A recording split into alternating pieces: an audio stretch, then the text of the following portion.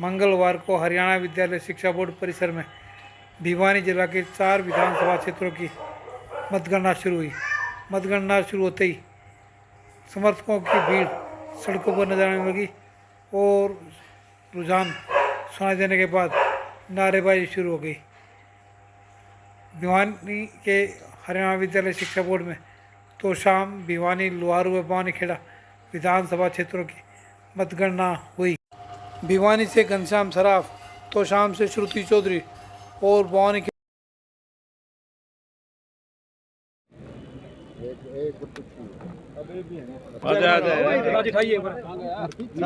जानो तो कि आधे वोट मेरे आएंगे, वही करीब करीब संभावनाएं हैं कि आधे वोट आखिरी तक मेरे आएंगे। सर चौका मार दिया आपने, क्या कहेंगे आप?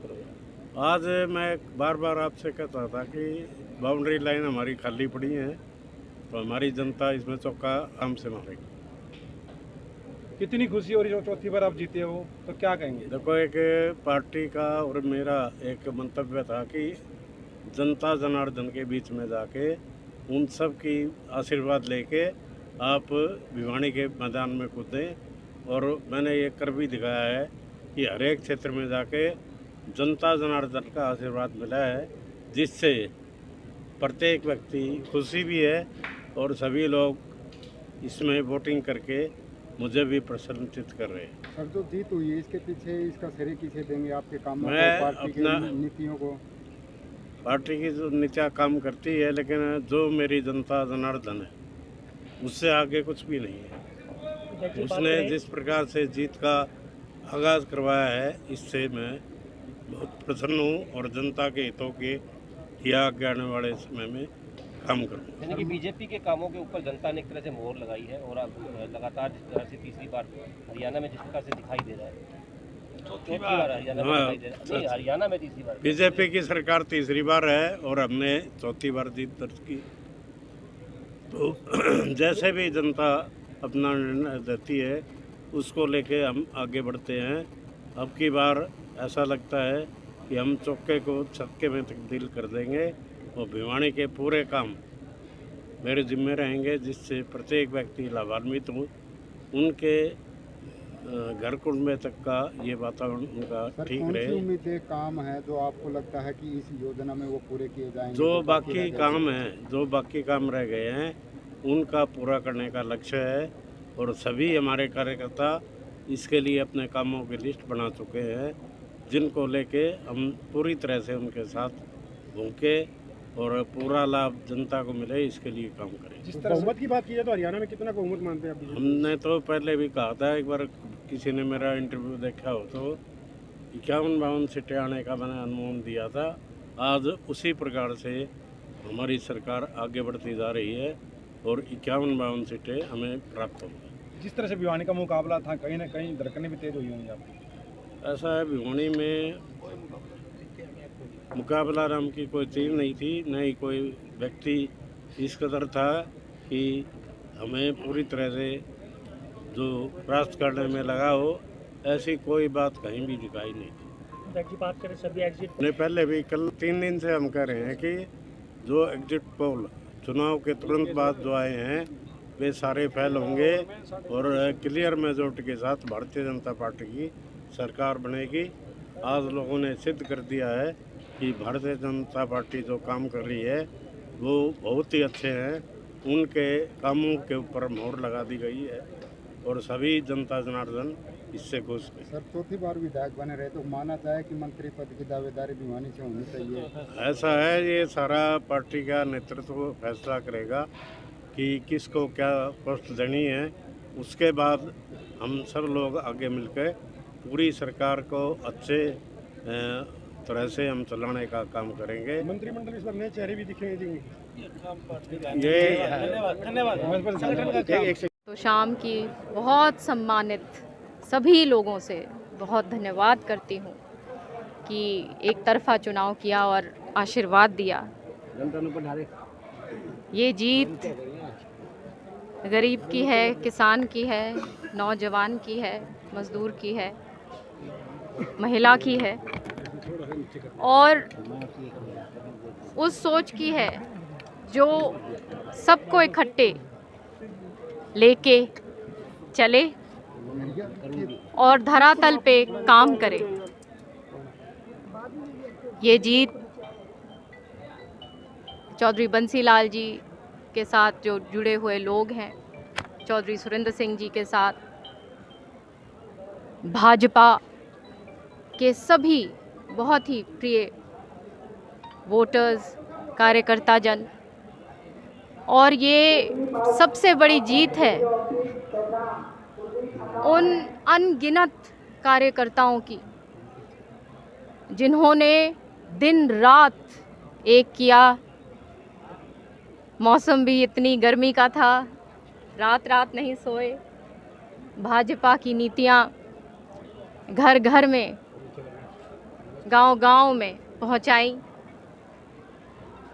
और यही नहीं, ये बहुत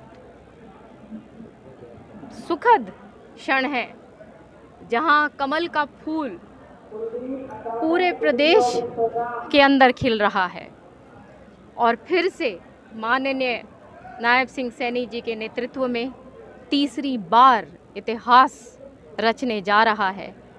जहां सरकार बनेगी तो एक इतिहास हरियाणा ने रचाया है आज।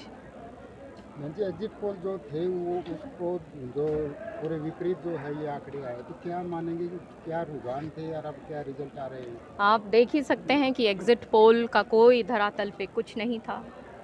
हमें मालूम था कि ज़मीन पे काम किसने किया है और लोग साथ बहुत मजबूती के साथ थे और उन्होंने अपने मतों के द्वारा बोला। आज मतदाता ने आशीर्वाद दिया है एक तरफ, बिल्कुल एक तरफा होके। मैं अपने हृदय के गहराइयों से बहुत धन्यवाद सबका करती हूँ। कहा जा रहा था कि बंसीलाल जी की जो विरासत है उसका भी परिणाम जो है वो भी 8 तारीख को आ जाएगा, क्या कहेंगी आप? वो तो आपके सामने है। अब आप विधायक बनी है, पहली बार आप कोशाम से विधायक बनेंगी, तो आपके पहले परिवार से बंसीलाल जी भी रहे, आपके पिताजी भी रहे और आपकी माता जी भी विधायक रही, तो इस बार आपका क्या कार्य क्षेत्र में क्या विकास कार्यों को लेकर मुद्दा रहेगी आपको? काम बहुत हुए हैं, किरण जी ने काम बहुत करे हैं, चाहे शिक्षा का मामला हो, चाहे पानी का मामला हो, काम बहुत ज़्यादा हुए हैं और उन कामों को अब आगे ले जाना है। पीने की पानी की भी फिर से समस्या है हमारे यहाँ, हमारा हक का पानी आना चाहिए और हर वर्ग के लिए भाजपा ने बहुत अच्छी नीतियाँ बनाई हैं, उनको पूर्ण रूप से ज़मीन पर उतारा जाएगा ताकि सबको लाभ हो। मंत्रिमंडल बनता है तो जैसे मैंने कहा कि काम हर एक डिपार्टमेंट में ज़रूरी है, एक देख रेख तमाम क्षेत्र की, चाहे सड़कें हों, चाहे बिजली हो, पानी हो, शिक्षा हो, स्वास्थ्य हो। ग्रामीण लेवल में हमारे स्वास्थ्य में बहुत हमें इम्प्रूवमेंट लाने की ज़रूरत है, इसलिए मेडिकल कॉलेज यहाँ पे मैंने बनवाया था। महिलाओं के लिए अच्छा काम हो, तो ये सारी चीज़ें बहुत ज़रूरी हैं। नौजवान का मुकाबला काफ़ी टफ और सीट मानी जा रही है काम की। देख लिए लोगों ने बोला है मतों के द्वारा और मेरे ख्याल से आज लोगों का दिन है और रिज़ल्ट अपने आप वो बयान कर रहा है लोगों की मर्ज़ी। मंत्रिमंडल यदि बनता है तो महिला कोटे की बात भी आती है, महिला कोटे की बात भी आती है, भिवानी जिले के कोटे की बात आती है, क्या कहेंगे आप? अभी तो ऐसा है कि हम काउंटिंग सेंटर से ही नहीं निकले, तो ये सारी चीज़ें बहुत बात की बात है और ये लीडरशिप का काम है, ये हम लोगों का काम नहीं है। मेरे को पार्टी ने मौका दिया, उसके लिए पार्टी का भी धन्यवाद करूंगा और मैं 5 साल लोगों के बीच में रह के उनकी सेवा करूंगा। मेरा सिर्फ एक ही लक्ष्य है। जी अब विधायक बन गए हैं तो किस प्रकार से भवानी खेड़ा की जो समस्याएं हैं, क्या लगता है पहले कौन सी समस्याओं को दूर किया जाएगा जो प्रायोरिटी में है, जो अब तक दूर नहीं हो पाई थी? मेरा पहला नंबर तो मैं है, यहाँ से जाने के बाद मैं मेरे भवानी खेड़ा मेरे जाके मैं शुक्रिया अदा करूँगा, मत्था टेकूँगा, मेरे जो धार्मिक स्थल है मेरे जावा, उसके बाद में मैं पूरा हल्का में दौरा करूँगा, मैं समस्याओं को परखूँगा, जांचूँगा, मैंने देखी भी है। उसके बाद में जो भी समस्या है, जो भी समस्या हल्का भवानी खेड़ा में उसका प्रयास करूँगा, मैं दिन रात प्रयास करूँगा, कराने का काम करूँगा। भारी नहीं था वो तो वो अलग ही टाइप के थे। चलो ठीक है, जनता ने नकार दिया था उनको, कपूर वाल्मीकि के बीच में रहने वाला सेवक था, एक चौकीदार था, कोई कैंडिडेट नहीं था, कोई लीडर नहीं था, एक चौकीदार था कपूर वाल्मीकि जो 24 घंटे रहने वाला था दुख सुख में। जिस तरह से भिवानी के अंदर भवानी खेड़ा को प्रतिनिधित्व मिला था, मंत्रालय मिला हुआ था, पूर्व के जो मंत्री थे वहाँ पे विधायक रहे थे, तो आपको क्या लगता है कि सरकार इस बार फिर दोबारा आपको भी मौका देगी? वो हाईकमान का काम है जी, मेरा नहीं है। बस मेरा काम इतना था, मैंने कर दिया। आगे तो हाईकमान का सेवा करूंगा मैं पार्टी की। मैंने कोई पद की लालसा नहीं थी, पहले भी नहीं थी और आज भी नहीं।